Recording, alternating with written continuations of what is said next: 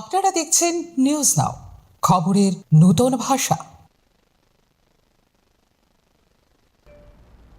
কেন্দ্রীয় শিক্ষামন্ত্রী ধর্মেন্দ্র প্রধানের পদত্যাগের দাবি নিয়ে সারা ভারতের ছাত্র সমাজ এখন এককাট্টা হয়ে লড়াই করছে।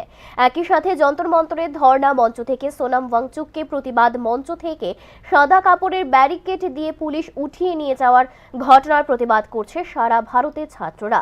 এরই অঙ্গ হিসেবে রাজ্যেও গত দুদিন ধরে চলছে সার্কিট হাউসের সামনে ছাত্রছাত্রীদের বিক্ষোভ প্রদর্শন।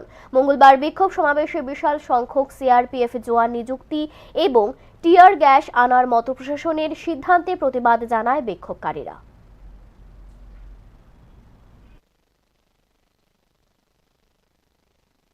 कि हम लोग पॉलिटिकल पार्टी से बैक्ड है। कल एलओपी श्री जितेंद्र चौधरी हमें यहाँ पे आके मिला तो कुछ लोग बोल रहे हैं हम लोग सीपीआईएम से फंडेड है। ऐसा नहीं है।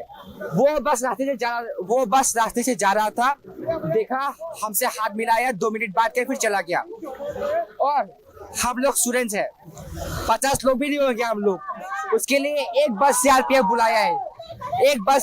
बुलाया है और टीयर गैस भी लाया है। 2 टीयर गैस देखा मैंने वहां पे। 50 स्टूडेंट्स के लिए सिर्फ टीयर गैस लाता है। ये कैसा है? ये डेमोक्रेसी है क्या?